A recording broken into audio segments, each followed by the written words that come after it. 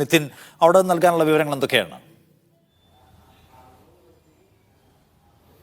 നിഷാദ്, കഴിഞ്ഞ മാസം അതായത് ഏപ്രിൽ 17-നാണ് ആദ്യമായി ഒരു കേസ് വേങ്ങൂരിൽ റിപ്പോർട്ട് ചെയ്യുന്നത്. അതിനുശേഷം 2 വാർഡുകളിലായി തൊട്ടടുത്ത ദിവസങ്ങളിൽ 4 കേസുകൾ കൂടി റിപ്പോർട്ട് ചെയ്തതാണ് ഇത് മഞ്ഞപ്പിത്തബാധയാണ് എന്ന് കണ്ടെത്തുന്നത്. പിന്നീട് നിയന്ത്രണ വിധേയമാക്കാൻ പലതവണ ശ്രമിച്ചെങ്കിലും പക്ഷേ ഇപ്പോഴും അതിന് സാധിച്ചിട്ടില്ല. ഈ പ്രദേശവാസികൾ അല്ലെങ്കിൽ നാട്ടുകാർ വലിയ ആശങ്കയിലാണ്. കാരണം ഓരോ ദിവസവും ഈ രോഗബാധിതരുടെ എണ്ണം കൂടുന്നത് കൊണ്ട് തന്നെ നിലവിൽ 180 കേസുകളാണുള്ളത്. അതിൽ തന്നെ 40 പേർ ചികിത്സയിലാണ്. നിലവിൽ ഒരാൾ വേങ്ങൂരിൽ മരിച്ചു കഴിഞ്ഞു. ഈ ജല അതോറിറ്റിയുടെ കുടിവെള്ള പദ്ധതിയിലൂടെയാണ് ഈ രോഗം പടർന്നത് എന്ന് ആരോഗ്യവകുപ്പ് ഇതിനോടകം തന്നെ സ്ഥിരീകരിച്ചിട്ടുണ്ട്. കൃത്യമായ ക്ലോറിനേഷൻ ഈ വെള്ളത്തിൽ നടന്നിട്ടില്ല എന്ന്, ജല അതോറിറ്റിയുടെ കുടിവെള്ള പദ്ധതിയിൽ നടന്നിട്ടില്ല എന്നാണ് ഇവർ കണ്ടെത്തിയിരിക്കുന്നത്. ഏതായാലും ഈ ജല അതോറിറ്റി ഇതിന് മറുപടി പറയുന്നത് ഈ താൽക്കാലിക ജീവനക്കാരുടെ പിഴവാണ്, അല്ലെങ്കിൽ അവരുടെ പരിചയക്കുറവാണ് ക്ലോറിനേഷൻ കൃത്യമായി നടക്കാത്തതിന് കാരണമെന്നാണ് ജല അതോറിറ്റിയുടെ ഇക്കാര്യത്തിലുള്ള വിശദീകരണം. ഏതായാലും ഈ പ്രദേശവാസികൾ, പ്രത്യേകിച്ച് ഈ ആളുകൾ, വേങ്ങൂരിലെ ആളുകൾക്ക് കൂടുതലും കൂലിപ്പണിക്കാരാണ്. അപ്പോൾ ഈ സ്വകാര്യ ആശുപത്രികളിലടക്കമുള്ള ഭീമമായ തുക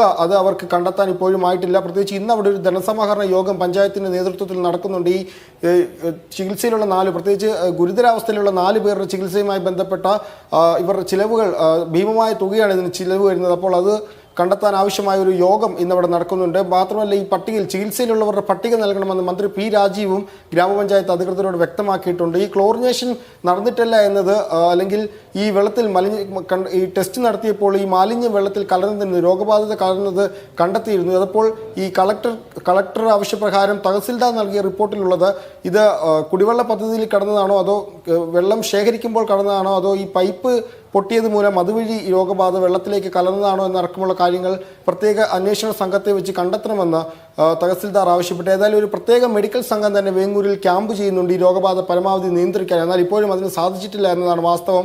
ഏകദേശം 1 മാസത്തോടടുക്കുന്നു ആദ്യത്തെ കേസ് റിപ്പോർട്ട് ചെയ്തിട്ട്. അതുകൊണ്ട് തന്നെ ഇവിടുത്തെ നാട്ടുകാർ വലിയ ഭീതിയിലാണ്. ആവശ്യമായ എല്ലാ സജ്ജീകരണങ്ങളും അവിടെ ഒരുക്കുന്നുണ്ട്. പ്രത്യേകിച്ച് വെള്ളം ഉപയോഗിക്കുമ്പോൾ, അല്ലെങ്കിൽ ഈ കിണറുകളൊക്കെ ക്ലോറിനേറ്റ് ചെയ്ത് വളരെ ശുദ്ധമായി സൂക്ഷിക്കാനുള്ള സാഹചര്യമൊക്കെ മെഡിക്കൽ സംഘം അവിടെ പരിശോധിക്കുന്നുണ്ട്. ഏതായാലും ഇപ്പോഴും നിയന്ത്രണ വിധമായിട്ടില്ല എന്നതാണ് വാസ്തവം. നിഷാദ്.